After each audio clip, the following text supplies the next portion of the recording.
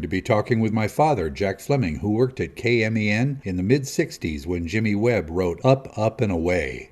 How you doing, kid? I'm doing great. How you doing? Not too bad for an old dude. I had a thought. I'm sure it'll dive loneliness. See, I set them up and you knock them down. What I wanted to ask you about was the KMEN balloon launch, January of 1967. That would be just about right. Looks like vertical stripes. Oh, yeah, it was green and white because it was owned by the Coal Green Broadcasting Company. Okay, and it was the Coal Green Broadcasting Company that bought the original station and turned it into KMEN. Right, the old station being KITO. They bought that and renamed it KMEN and made it the Right. 800-pound gorilla of rock and roll radio in San Bernardino. Oh, did they ever? I was at KFXM at the time, and they just kicked our ass. You spent a couple of years at KMEN, didn't you? Yeah, a couple of years. So they're going to launch a balloon. I wonder how that came about. Well, they figured it would be a good publicity stunt. A hot air balloon, not normally seen over San Bernardino. And it looks like it's in a big cow pasture next to the transmitter. Yeah, well, as a matter of fact, in San Bernardino, most radio stations were in a cow pasture. I know KFXM was in the middle of a wild burro refuge. My Uncle Paul, your brother Paul, went to school with Jim Webb. He did. They were in a music class, San Bernardino Valley College, and that's how they met. I wonder how old Jim Webb was at the time. Somewhere around 20. Most people know him as Jimmy Webb. Jim Webb and Uncle Paul became good friends. And how did this come about? Did Uncle Paul invite Jimmy out to the balloon launch? Well, I think Jim Webb was a KMEN fan at that time. We talked about it on the air, so he made it his business to be there on that day. He was unknown at the time, right? Yeah, for the most part. He wrote a song.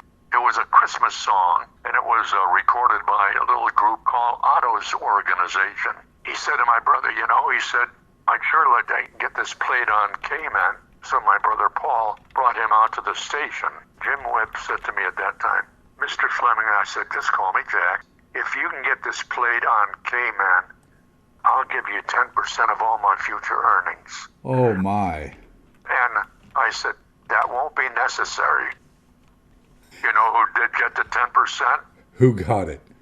Johnny Rivers. Oh, yes. Okay, now Johnny Rivers is listed as one of the producers of Up, Up, and Away. It all fits into place, doesn't it?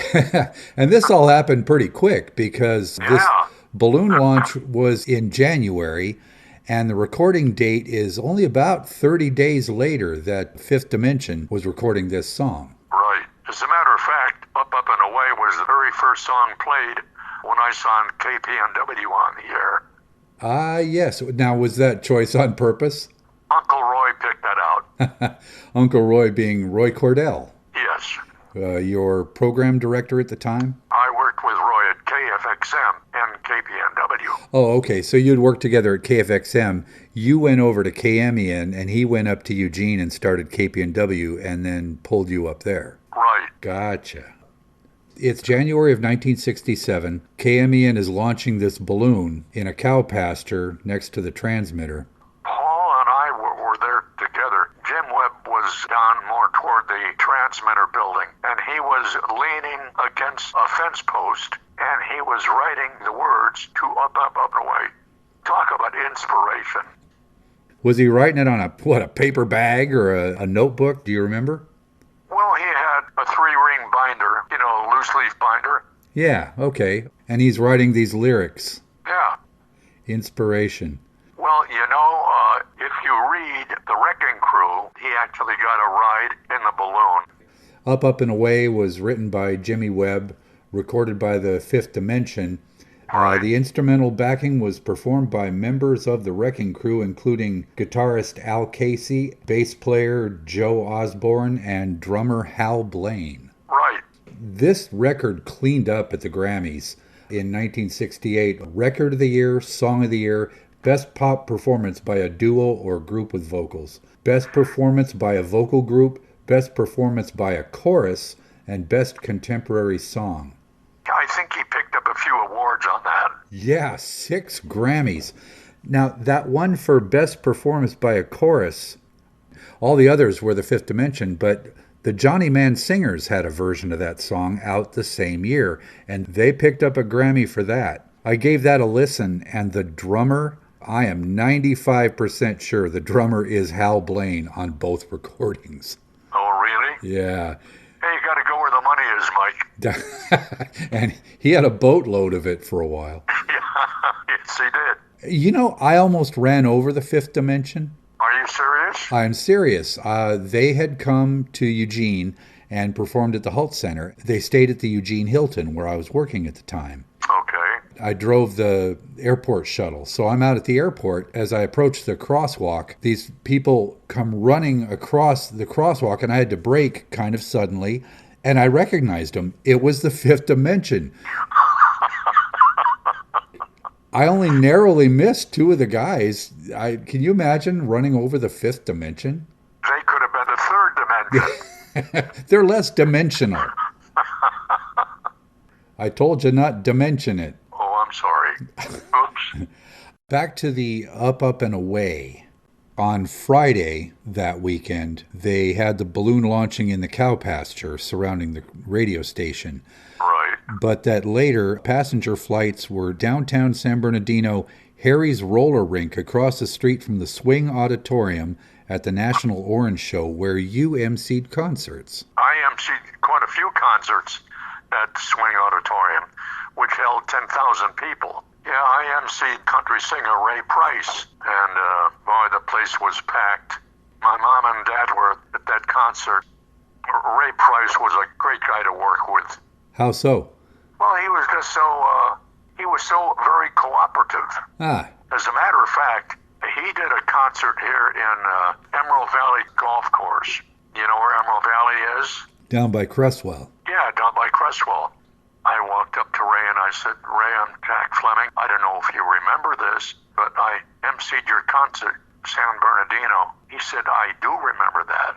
Do you remember who else at the Swing Auditorium you might have emceed for? The Swing Auditorium put on a show by KFXM for the March of Dimes, and Roy Cordell, being the promoter he was, got all this talent from L.A., all these recording people to come out and perform for free. Marty Robbins was there, Annette Funicello, Jan and Dean. As a matter of fact, Jan and Dean, whoever was managing the curtain and the lights and all that, thought they were a couple of kids that tried to sneak into the concert, and he tried to throw them out a couple of times.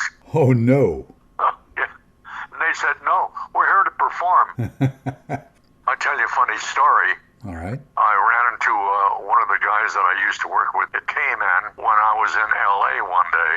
His name was William F. Williams, and he was a jock at KMEN, and we were pretty good friends. So he was rooming with Jim Webb up in Laurel Canyon. Okay. He said he's going to stay in town for the night, and I said, yeah, I'll grab a motel room somewhere. And he said, well, why don't you come up to the house and save that money? I followed him up to the house, and I walked in. The only thing in the living room was the grand piano. What more do you need?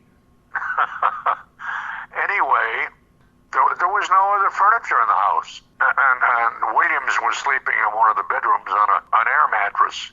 I slept under Jim Webb's piano on some pillows that I put together. Was Jim Webb there? No, he wasn't. But you slept under his piano. Yeah. Nice. Well, thank you so much. Indeed. My pleasure, Mike. Love you, Mike. I love you too, Dad. Talk to you later. Bye-bye.